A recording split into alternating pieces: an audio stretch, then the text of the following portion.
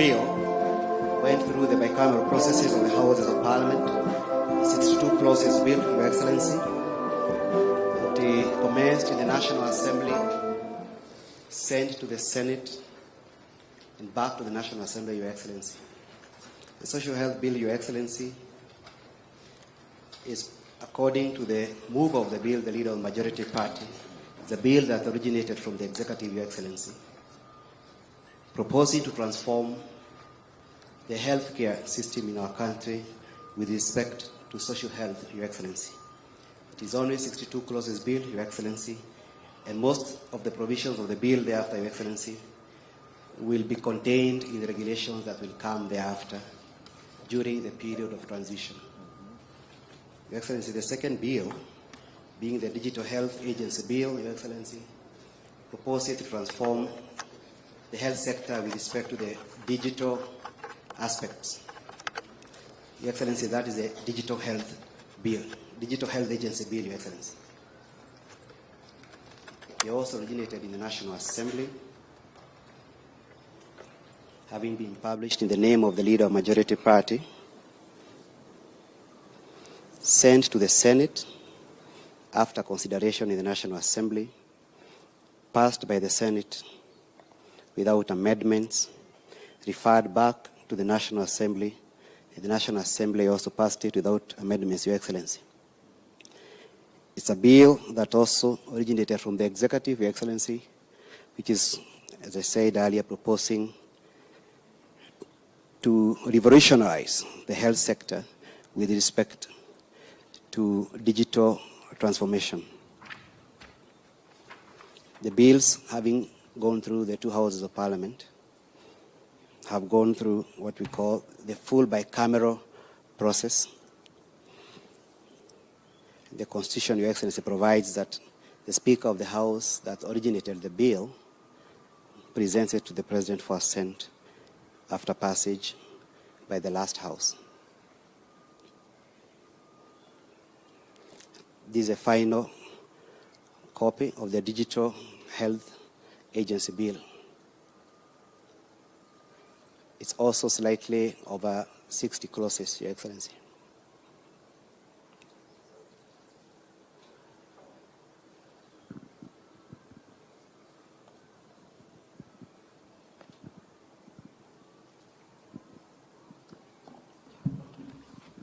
Your Excellency, I now invite you to affix the public seal of the Republic of Kenya on the statutes.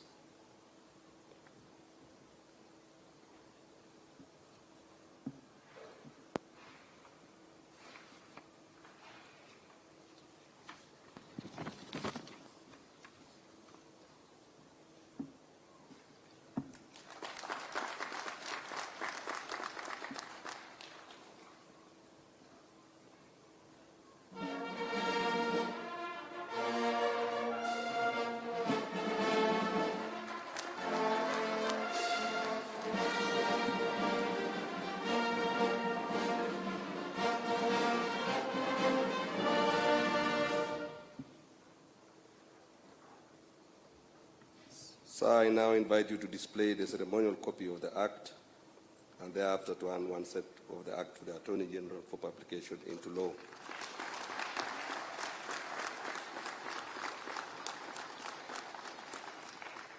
You can also hand over the other two.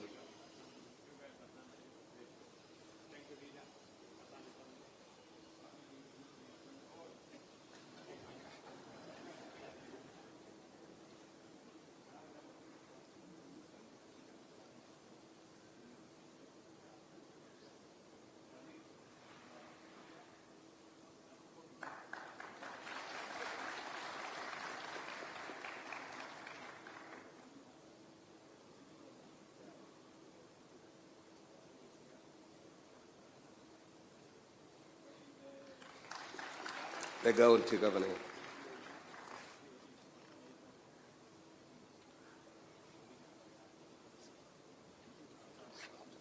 Yes. I thank you, Excellency. Permit me now to invite the Cabinet Secretary for Health to make a few remarks and to thereafter progress the programs today's programs. The Cabinet Secretary for Health. Pardon? You can have your seat, sorry.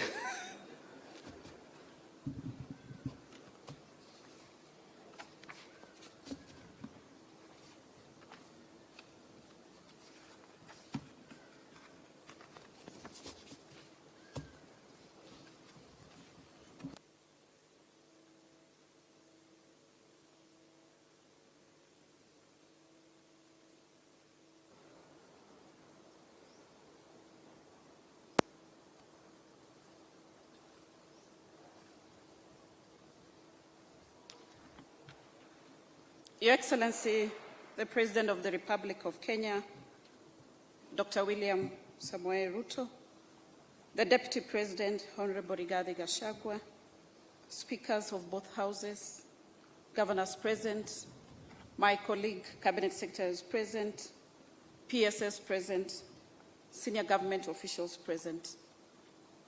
Your Excellency, today is indeed a great day, not just for Nahumicha, the daughter from Sehendu, but for the whole Ministry of Health. Before I make a few remarks, Your Excellency, permit me to invite some of the stakeholders that have been with us on this journey to come and make a few remarks. I'll begin with the Majority Leader of the National Assembly, Honorable Kimani Ichung'wah.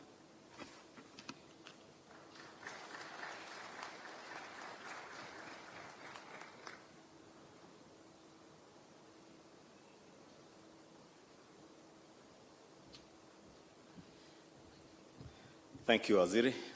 Your Excellency, the President, Deputy President, all protocols observed. Your Excellency, the President, I'm honored this afternoon to join you in the assent of those 4 health-related bills.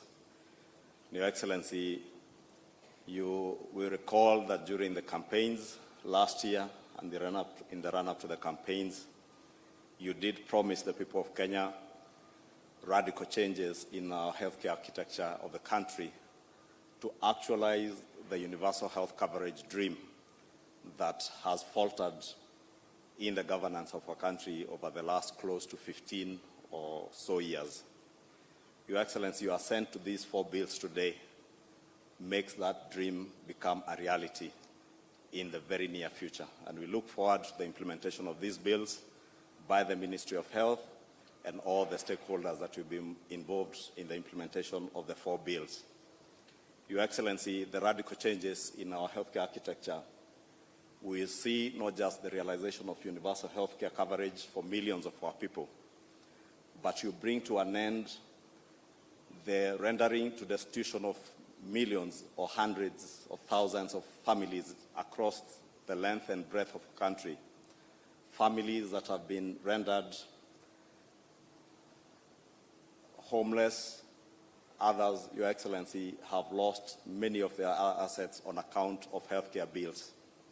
The Social Health Insurance Fund Bill, Your Excellency, will in a big way transform the social health insurance subsector of our country and assure Kenyans that they shall no longer have to lose their homes, they shall no longer be rendered homeless or become destitute in their own country on account of healthcare bills that they have incurred in hospitals. Your Excellency, the Digital Health Bill leverages in a great way on how we leverage on technology to improve the efficient and effective provision of healthcare services from the far-flung corners of our country to the level 5, level 6 referral hospitals in our country. It will be possible now, Your Excellency, in due time for Kenyans to be able to have a CT scan in Elwak and have a medical consultant in Kenyatta National Hospital or Nairobi Hospital review that CT scan and be able to advise the healthcare professional back at a health center in Elwak on how to treat their patients. It is this revolutionary interventions, Your Excellency, through a very participative process that began with the Ministry of Health, and I must commend the Ministry of Health for the very detailed and participatory approach They began almost a year ago when your administration came in power. To date, Honorable, Your Excellency, my apologies, I'm used to addressing the Honorable Speaker. Your Excellency, culminating to the assent of these 4 bills today. That participatory approach, Your Excellency, culminated in what has also now anchored a new way of working between the 2 houses of Parliament, and I'm glad to inform Your Excellency that the bicameral Parliament has worked very well together, both houses, the Senate and the National Assembly. And we saw the passage of these bills in both houses. The bills that originated from the National Assembly were passed in the Senate without a single amendment, and those that emanated from the Senate were passed in the National Assembly without a single amendment, through a process where the 2 houses, both committees of health in the 2 houses, were able to consult ahead of the passage of the bills and agreed on the nature and manner of amendments that they wanted passed, and they were done in each house. And Your Excellency, I believe this also lays a very firm foundation on better working systems and processes of the bicameral Parliament in our country.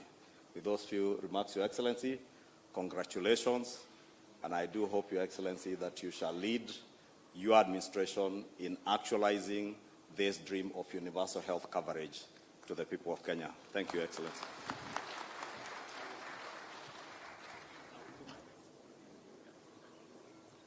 Your Excellency, permit me now to call the Leader of Majority from the Senate. I'm told he's not around. He'll be represented by the Chief Whip.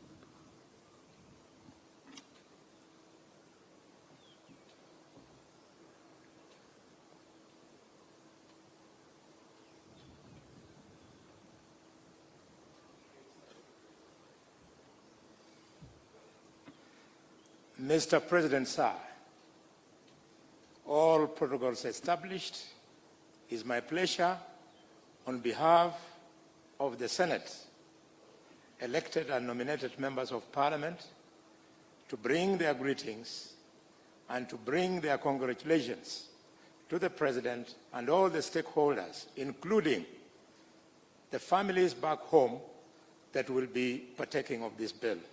Your Excellency, allow me, as I congratulate you, to also pass my congratulations to the leader of the minority in the Senate, because on this series of bills, it is an area where we agreed to agree on everything, including some of the amendments we eventually made.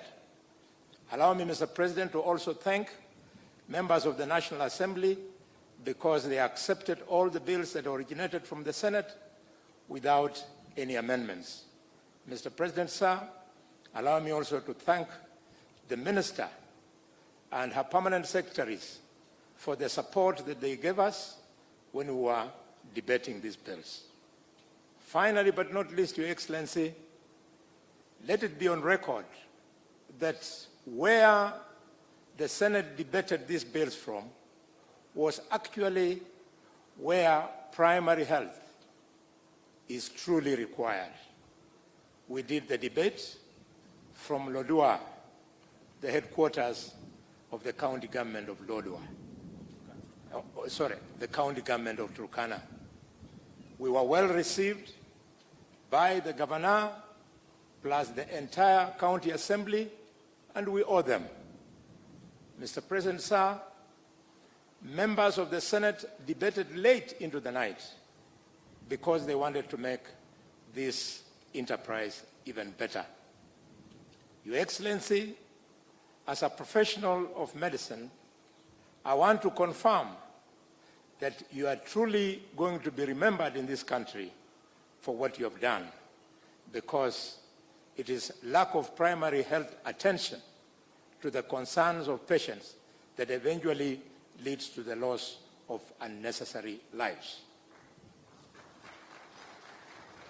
Mr. President, the innovation of the digital health bill is going to save millions upon millions of Kenyans because many mothers, some of them, have no idea what the doctor said 6 months ago when the child presented to them. And when they have to restart the story, they lose out on very important information, but with the digital innovation, this will no longer be necessary. And remembering that some of our mothers do not have the standard of education required, and Mr. President, remembering that some of the mothers also live with disabilities, including the disability of inability to talk, the disability of inability to hear, Mr. President, this indeed is the time for this legislation. I thank you and I congratulate you. Uriomno.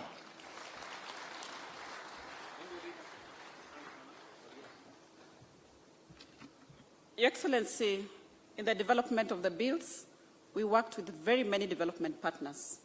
Those who supported us in drafting, supported us in developing the standards that eventually went into the bills. There are many of them that I cannot be able to mention each one of them.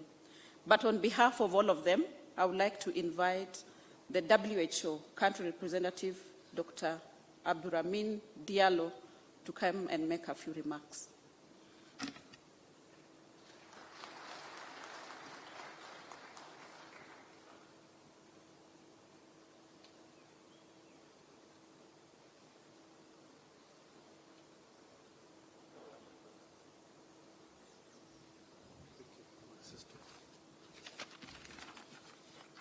Your Excellency, Mr. President, Your Excellency, the Deputy President, please allow me to stand on the protocol already established. It is a great honor for me to be here today representing WHO and representing all the development partners to witness this historical moment of signing these very important health bills. Mr. President, little less than 10 years ago, I was called back in my country of origin, Guinea, to serve as Minister of Health to help bring to an end the worst disease outbreak in that sub-region of West Africa, the Ebola disease outbreak that started in Guinea, spread to Liberia and Sierra Leone. It was very severe. It was bad simply because the health system was not resilient in all its components. In terms of surveillance, the surveillance system was not ready at all, and we all know the importance of community-based surveillance, the ability to detect unusual events happening within communities, recording that, and transmitting that. The infrastructure was not appropriate. Human resources were not adequate in terms of quality and quantity. Diagnostics was not where it needed to be. In fact, the diagnosis was confirmed in Lyon, in France, not even in Guinea, not even in Africa. The supply chain was not where it needed to be. Your Excellency, I'm bringing those up simply to say that by signing these bills today, you enable the health system in Kenya to be resilient and ready for those challenges. It was bad. 33 out of our 38 districts were hit with 67% mortality rate. We lost 115 healthcare workers to Ebola. Again, you enable the health system today to be resilient and ready for such challenges. And I would like to congratulate you on behalf of all partners. Your Excellency, I'm not going to deliver a speech. I just want to say one simple word about the fact that you bringing health to the communities, wherever they are, whoever they are, ensuring equity here and leaving no one behind. And those bills are in alignment with the Sustainable Development Goals, specifically SDG 3. And in terms of process, you've made it very clear consistently that health is a priority of your political agenda. And that message has consistently been conveyed by the Cabinet Secretary, Susan Nakumicha, her principal secretaries, the Director General, and technical services. In terms of inclusion, us as development partners were always invited We were consulted, we were at the table, so we were part and piece of this whole process, and we would like to thank your services, the department, for that inclusion, for that great partnership. Beyond that, we also witnessed that other departments were invited. Every time the Ministry of Health is organizing an event, other departments are invited. That ensures synergy, complementarity, and cohesion in the governmental action, because health is at the center of development. So I would like, on behalf of WHO and once again all development partners, to congratulate you and assure you that we will be by your side. You ring, we will answer. Thank you very much.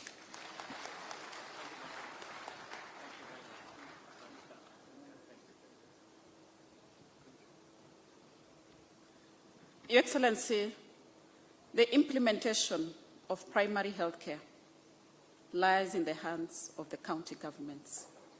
Permit me to invite the Chair of the Council of Governors. I'm aware that she's not in, but she'll be ably represented by the Chair of the Health Committee in the Council of Governors, Honorable Mudomi Njuki, the Governor of Tharaka Nithi County.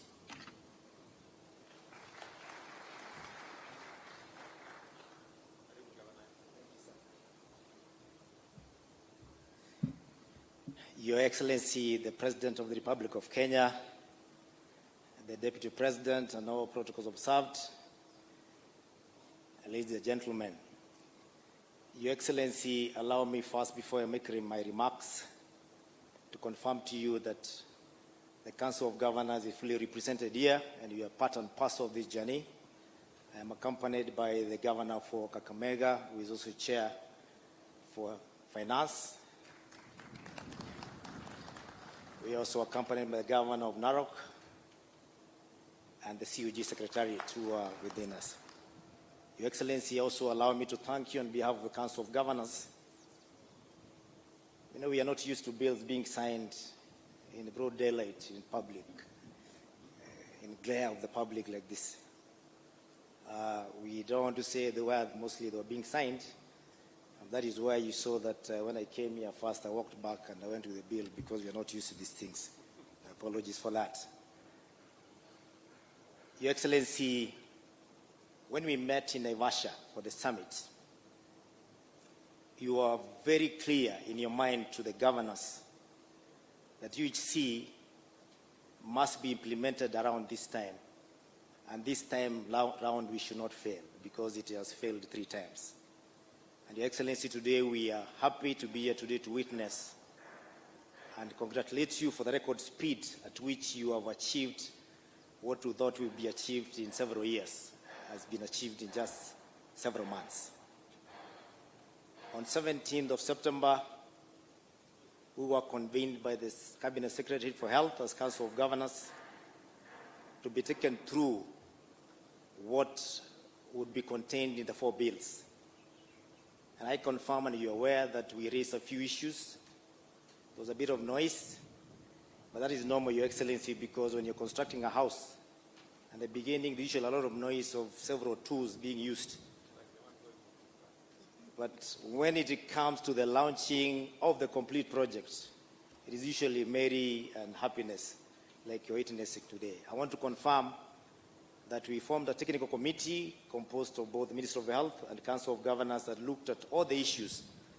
And I'm here today to confirm on behalf of the Council of Governors that 95% of the issues were addressed, and therefore we are contented, because 100% would be a bit abnormal. Your Excellency, of the 4 bills, we have no issues completely with the 2 bills, and that is the digital health bill and the primary care health bill. The other 2 bills, we will not say exactly we have issues. We only ask that in the state they are in at the moment, they may not be implementable, but the solution would be to have regulations made in the shortest time possible so that we can make them implementable in a better state. And I'm sure with all the speakers here and the leader of majorities, that is going to be achievable within the shortest time possible. I want to thank you on behalf of the Council of Governors for making it possible for our wananchi who have been dying under the burden of the bills that are usually in every village in Kenya, raising money for bills, for medical bills. It is now going to be a thing of the past because the social health insurance bill has ensured that we'll have more contribution by all Kenyans, because I don't see, even in the village, one will not be willing to contribute 300 shillings just to secure the future of the family. We want to thank you most sincerely for that. And lastly, like the Chief Whip has put, one of the biggest killers or health hazards in Kenya is not really mistreatment, but it's usually misdiagnosis. And that happens because in our health space, at the primary level, right at the village, all patients normally have a piece of paper they normally call Kitabu Hospitali. It is usually very expensive in the village. They can't afford the whole exercise book. So it's usually cut into half or quarter, and they carry that as a medical record, and it's kept like a very valuable document. But Your Excellency, people can lose IDs and passports. What is a medical record? So people always find their way back to the hospitals without that record. You're in a different county, you are treated in another different county, you have no records. And when you give the story again, you may be given the same drugs you were given 10 years ago, which failed. And as a patient, you'll not be able to know. With the digital health bill, it will not be possible for the doctor treating a patient in a different county to be able to access those medical records from another county and do the right diagnosis. That will save a lot of lives, and that is what the future holds for Kenyans. And we can't thank you enough for realizing that health is one very critical thing you'll have for your people above anything else. And as finish, Your Excellency, they say that when you want to kill a dog, you give it a bad name. We had a famous or infamous, I don't want to call it a project. It's more or less an arrangement that was not well, it did not have a lot of consultation, called the MES, which we dubbed as MES, senators know, which we later said it was a necessary evil because it is equipment we're used to at the moment. We are aware they may not be being conceived with a lot of consultation, but they are there with us and we can't do without them. Even as you put this together, Your Excellency, we ask you kindly to find it within your heart, not to abandon counties in this very hour of need, because they may not be able to afford the MES at the moment. Please just give it another name and roll it out to the counties so that we can save the lives. Thank you very much, and may God bless you, sir.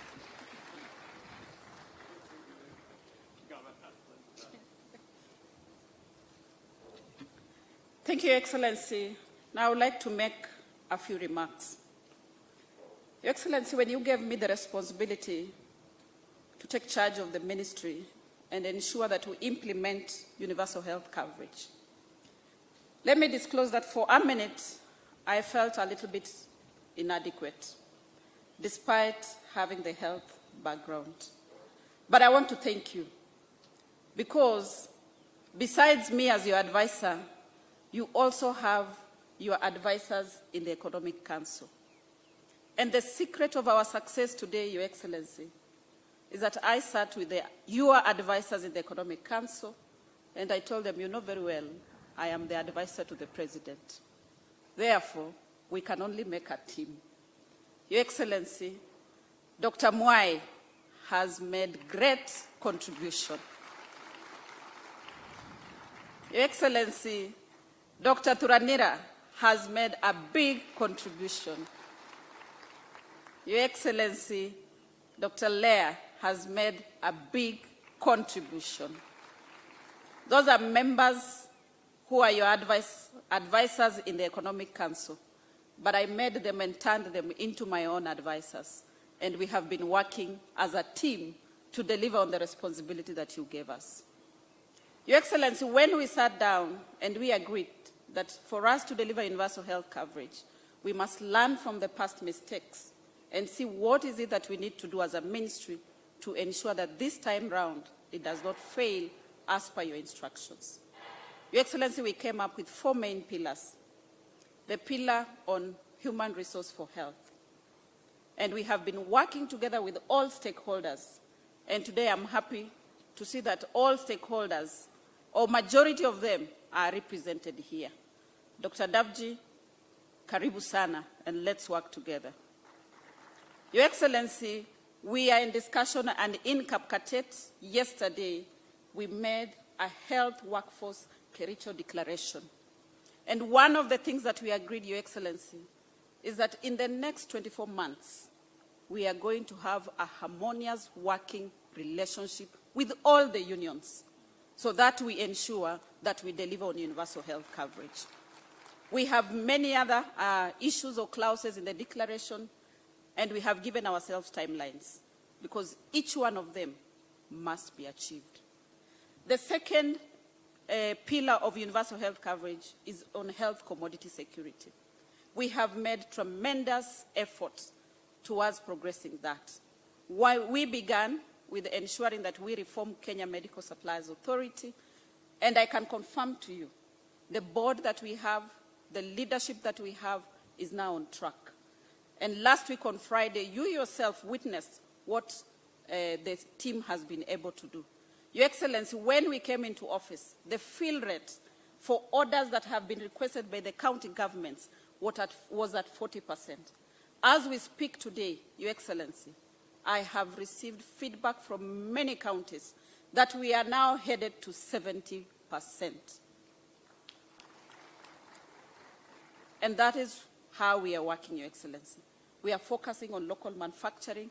We have brought all of them together, and we are working together to ensure that we achieve that you have given us to achieve. Your Excellency, the third pillar was on technology, that we ensure we leverage on technology to provide health care or health services to Kenyans. We have worked very hard. I must acknowledge that that was one of the most difficult pillars, but we have made a headway. That we now are sure that we are going to create a superhighway where all facilities can connect into and be able to provide services. But Your Excellency, the most important bit about the digital bill that that you have ascended today is that now as a country and as a sector, we can collect real-time data and use that data to make effective decisions that affect the health of this country. And Your Excellency, again, importantly, that now we are going to network facilities into a primary care network using the digital technology that has been provided. We have worked very well with support from my colleague, CS Owalo, who has ensured that infrastructure has been laid in facilities, and we are now on the second layer of ensuring that we operationalize those facilities, Your Excellency.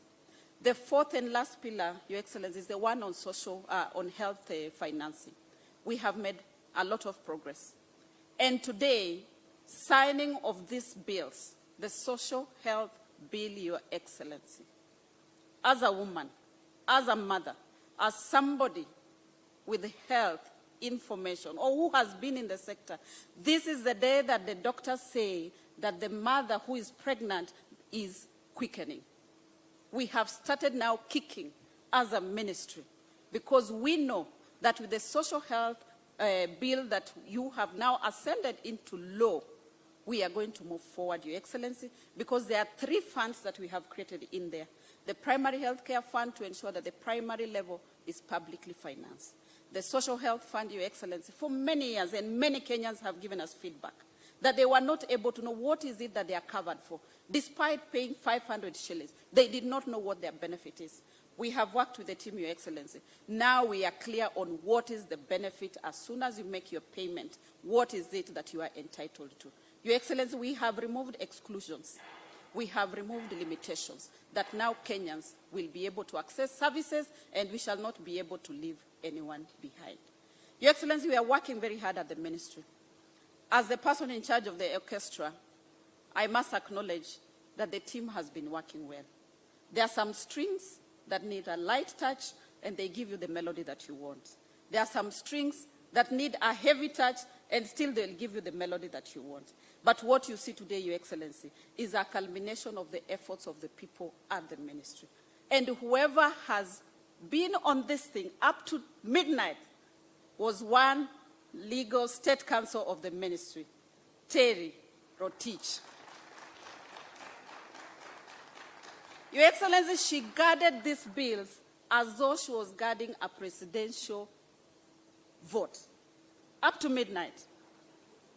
I remember very well, it was 23:45. She sent me and she said, Madam CS, here they are, no comma change, no full stop change. Thank you very much, Terry.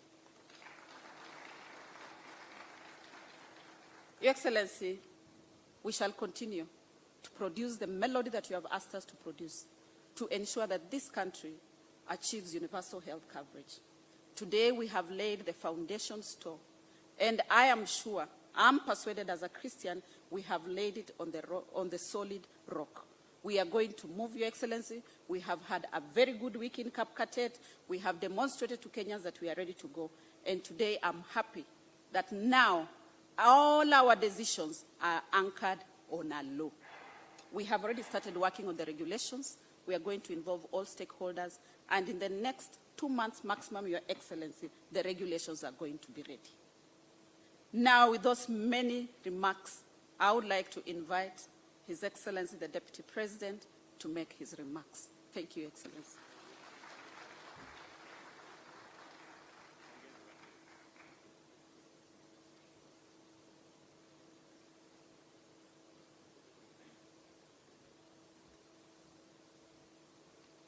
Your Excellency, the President of the Republic of Kenya and Commander-in-Chief of the Defense Forces, the Honorable Speakers of the two Houses, Cabinet Secretaries present, and all stakeholders, good afternoon. Your Excellency, I didn't think I needed to say anything because you speak on our behalf, but let me take this opportunity because I'm here to salute the members of the National Assembly and the Senate for the expeditious manner in which they handled these bills that you have today assented into law. Your Excellency, we continue to applaud the two houses of Parliament for the support they are giving to your administration's legislative agenda. Your Excellency, what now your assent means is that we who work under you have everything to do to implement these laws in turning around healthcare architecture for the benefit of the people of Kenya. But I would like also to take this opportunity to say, much as Parliament has worked very hard, the CS of Health and her team have worked very hard. Your Excellency, your personal leadership in this matter has been very momentous. For the last 1 year, you have chaired countless meetings that gave birth to these bills that you have today assented into law. You have been very keen and categorical that a healthy nation gives way to a prosperous nation. So the journey that we have started today with the assenting of the bills will turn around the healthcare architecture for the benefit of the people of Kenya. And Your Excellency, I want to confirm that I've been around the country, and since your launch of the community health promoters with 100,000 kits, the impact of that intervention, Your Excellency, is already being felt on the ground. And the focus on preventive medicine as opposed to curative medicine will ultimately save this country on the health bill. There is data and research has shown that the cost of curing a disease is 9 times the cost of preventing one. So therefore, Your Excellency, this intervention in another 4 or 5 years will also bring down the cost of the health bill. Let me also take this opportunity to thank the county governors and their county governments for the way they continue to work closely with the national government, health being a devolved function, and I have no doubt in my mind that this collaboration will continue so that these laws can have an impact for the people of Kenya. Finally, Your Excellency, let me also commend Susan Nakumisha, the CS Health, and our two PSCs for the leadership they have exhibited in the health space. Susan Nakumisha is committed, she is focused, she has passion and zeal. And I have no doubt in my mind that working with her team, the bills that you have assented today in law will be implemented, and the people of Kenya will get to feel the benefit in not very too far a distance from now. With those very many remarks, it's now my honor and privilege to invite the President of the Republic of Kenya to address the nation by making his remarks. Mr. President.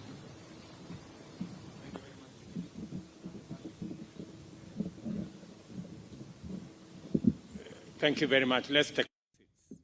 Asante sana. Mr. Deputy President, Speaker of the National Assembly, Speaker of Senate, Your Excellencies, Governors, Ministers present, Principal Secretaries, Development Partners, Community Health Promoters, doctors who are here, medical personnel represented in this function. Ladies and gentlemen, good afternoon. Hamjambo. First, where we are today is not the achievement of a single person. Very many people have made sacrifices, huge contributions.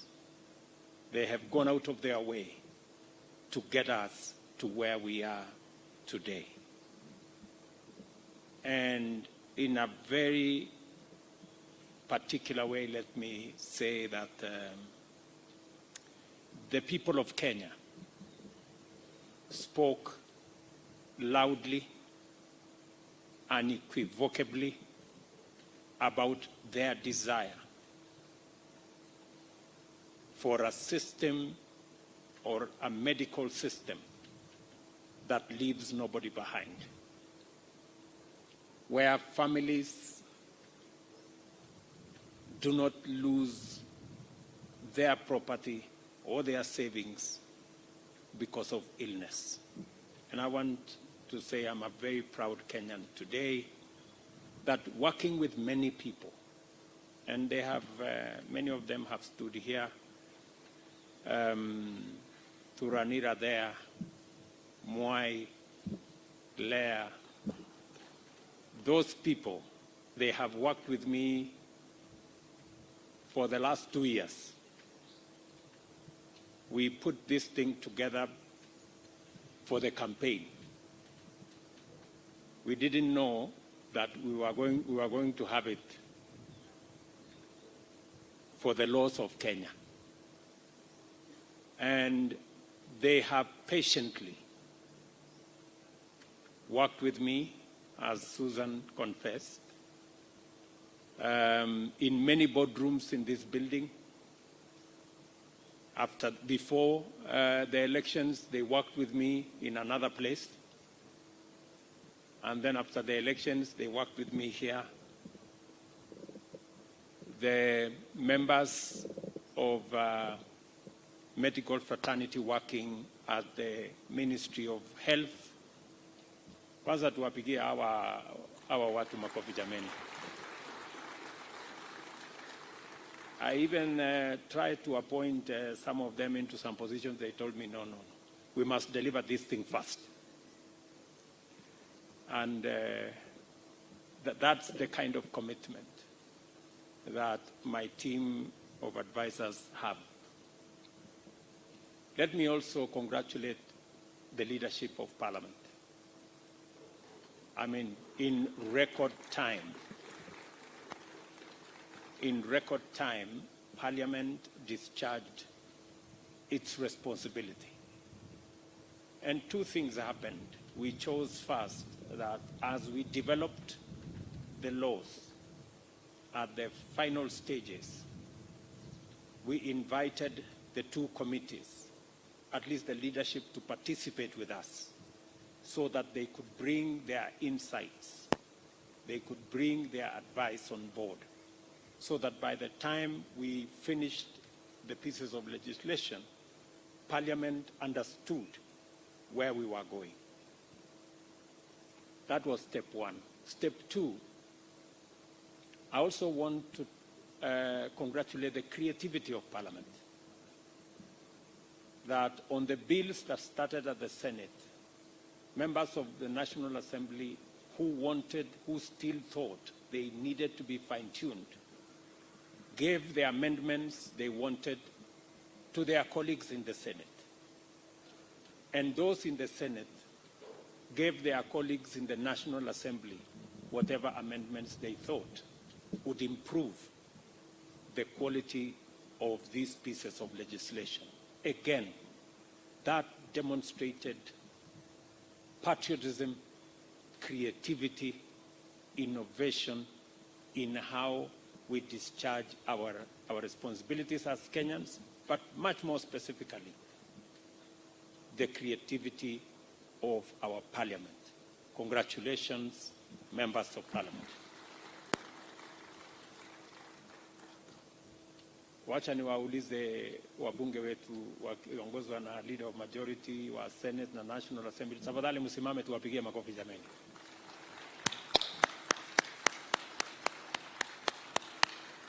Thank you very much.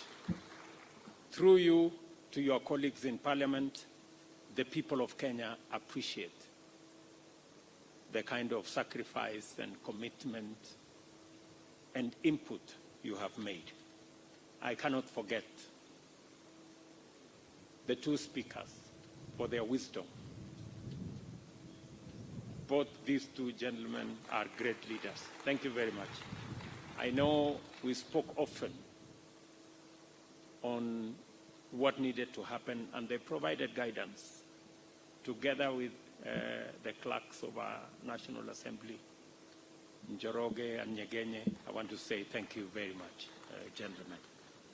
Your contribution is immense, and we don't take it for granted. To our Council of Governors, we want to say we are truly grateful for your partnership. I did commit to our county governments that this administration will not undermine our county governments, and that this administration supports fully county governments in the discharge of their responsibility on health and their mandate on health. And that we are going to work together to make sure that counties succeed. Because when counties succeed, Kenya succeeds. And I want to say we congratulate you for your input, as always. And the encouragement that we've gone through this together. And I want to give you my assurance, Chair, my friend Onesmus Muthomi Njuki. I want to give you my assurance that we will not let counties down, especially on the subject of health, because by letting counties down, we will be letting Kenya down, and that we will not do. As you have said correctly, there will be a follow-through with regulations that will underpin some of the specific items of these pieces of legislation. A lot of work has gone into the development of regulations. We will now take them through the processes, making sure that the public have a say, making sure that all the other stakeholders are brought on board, so that we can have the chance to implement universal health coverage this time round and succeed. It is the one thing that we must get right. Because Kenyans collectively aspired for quality, affordable, and accessible healthcare system. Not for a short time. We've been here for a very long time. Speaker Wetangula will remember in 2012 with President Kibaki, we tried, but we didn't quite get it where we wanted. We tried again in 2017, 2018, but the trials that went in Nyeri, Isiolo, Kisumu, and one more county, there were 4 counties, and Machakos. You remember they failed. The whole thing collapsed.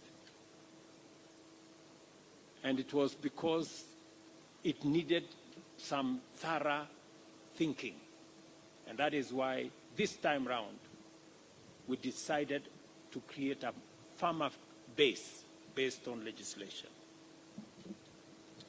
And therefore, since independence, significant efforts have been made. But we have never quite gotten where we've always wanted. But that is changing today. We have reached a pivotal moment in our quest to reshape our healthcare delivery system. Today, 4 crucial bills for the implementation of universal healthcare have become law.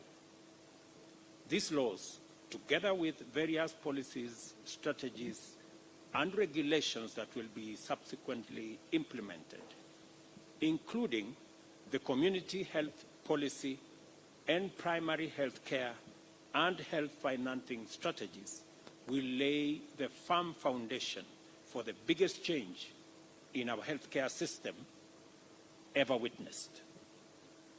In the Kenya Kwanza Manifesto, we committed to achieving universal health coverage using various instruments.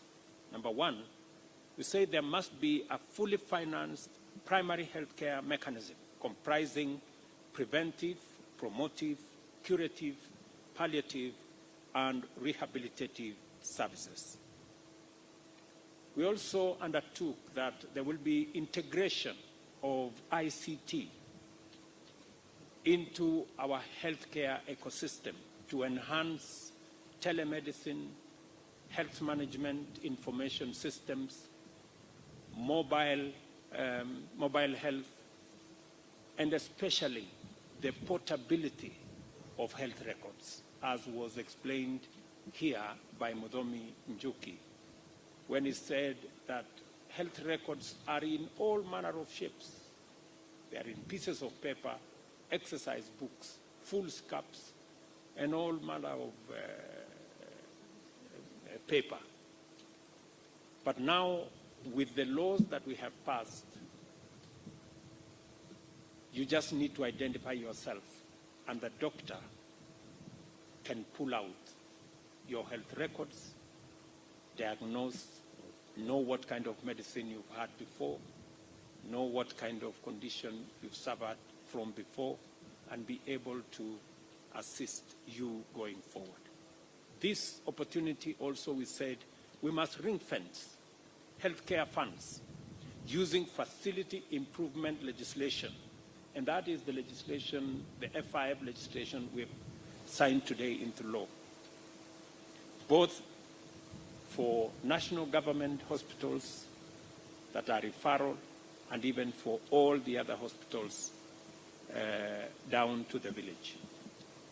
This is to protect money that we collect from healthcare facilities, not being used to construct pavements or gates or other pieces of infrastructure, but so that there is adequate resources to make sure that there is replenishment of health commodities, there is improvement of health facilities, and that we enhance the quality of delivery of our health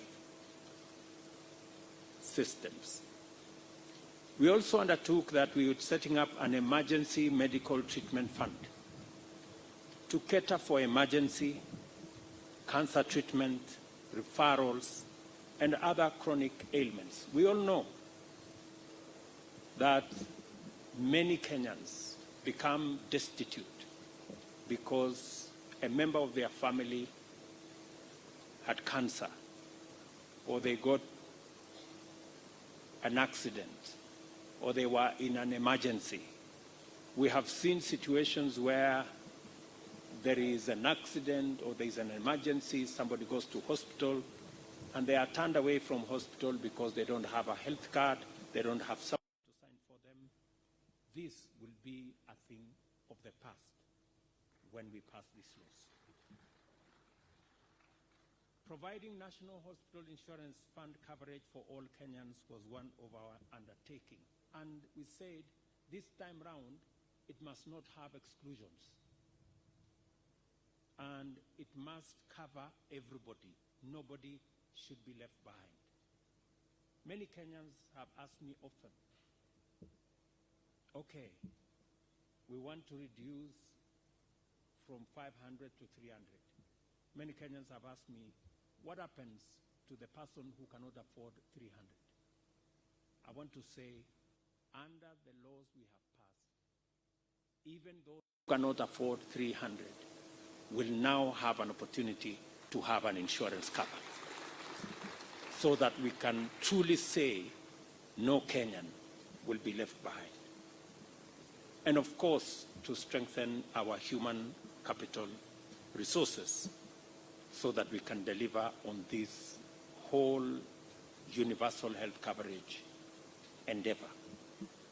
The enactment of these laws, the Primary Health Care Act 2023, the Digital Health Act 2023, the Facility Improvement Financing Act 2023, and the new Social Health Insurance Act 2023 provide a legal and institutional framework for a new dawn in our healthcare system. With health insurance coverage at a low of only 26% nationally, out-of-pocket costs are decimating families and keeping sick people away from treatment. The new Social Health Insurance Act will now address financial barriers to healthcare and the existing challenges faced by NHIF by establishing the Social Health Authority. This law will repeal the current National Hospital Insurance Fund Act and establish 3 new funds as follows: the Primary Health Care Fund, the Social Health Care Fund, the Emergency, Chronic, and Critical Illness Fund. These funds will ensure public-funded primary health care, emergency care, and universal health insurance, while also promoting equitable access to quality health services. The Primary Health Care Fund will finance services from health facilities at level 1 to level 3, while the Social Health Insurance Fund will cover services at levels 4 to 6. The Emergency, Chronic, and Critical Illness Fund will fund emergency and chronic illness costs once social health insurance is depleted. This fulfills the express wishes of Article 43(2) of the Constitution, which provides that no Kenyan should be denied emergency medical services. As you're all aware, this has not been the case so far. The Primary Health Care Act addresses the current health imbalance in Kenya by emphasizing preventive and promotive health services. The Act introduces a framework for the effective delivery of primary health services through networks that include all healthcare providers, whether they are public, whether they are private, or even faith-based. Kenyans have voiced their desire for change in healthcare, highlighting high costs and limited access to curative services. In response, we have committed to a community health approach that emphasizes prevention and promotion. Less than a month ago, we flagged off the kits that over 100,000 community health promoters will use in our counties. Tomorrow, during the Mashujaa Day celebration, we shall unveil these promoters and deploy them countrywide. Each community health promoter will be responsible for 100 households, and they will have kits and phones to enable them work effectively, efficiently, and in an accountable manner. The national and county governments will share the responsibility of stipends for the promoters, and our goal is to bring healthcare directly to Kenyans' doorsteps, significantly improving accessibility and affordability. The Facility Improvement Fund Act will counter the decrease in funding for public health facilities which often lack the requisite levels of investment, leading to a lack of autonomy, fragmented services, and poor outcomes. This law will entrench financial and managerial autonomy to enhance decision-making, efficiency, and community involvement in the management of facilities. While some counties have attempted to ring-fence health funds, only 26 out of 47 have succeeded. The Act provides guidelines to ensure a unified approach to facility autonomy, enabling them to independently retain and manage funds, ultimately improving resource availability, quality of services, and also enhance efficiency in the delivery of health. The Digital Health Act will streamline the adoption of technology in the health sector, enabling improved data sharing and resource utilization. This law will address the existing legal and regulatory gaps in the framework for e-health ecosystem and its data life cycle, enabling the development of standards for the provision of mobile health, telemedicine, and e-learning in matters around healthcare. It has the potential to personalize patient care, improve quality, and empower communities. Our national healthcare journey has been long and at times painful. Indeed, most Kenyans have always insisted healthcare is the public service that they want the most. It is their number one priority. Today, we have made a significant step towards making healthcare universal for all Kenyans. I thank and commend the people of Kenya for actively shaping these laws through various public engagement platforms. I also thank, as I have said, the Council of Governors, county governments, development partners, and there are many. I know this event was convened at short notice. There are many development partners who have come through and supported us in this endeavor. And of course, the National Assembly, the Senate, our collective body of Parliament for doing a fine job. These laws will transform healthcare in Kenya. They will save lives, empower communities, and make us a stronger and a healthier nation. Congratulations to everybody. We will be seeing off the community health promoters tomorrow. I wish you well. Asanteni sana. God bless you. Na tuonane kesho. Thank you.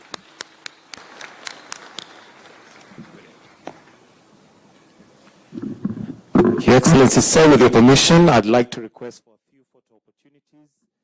And with your permission, let me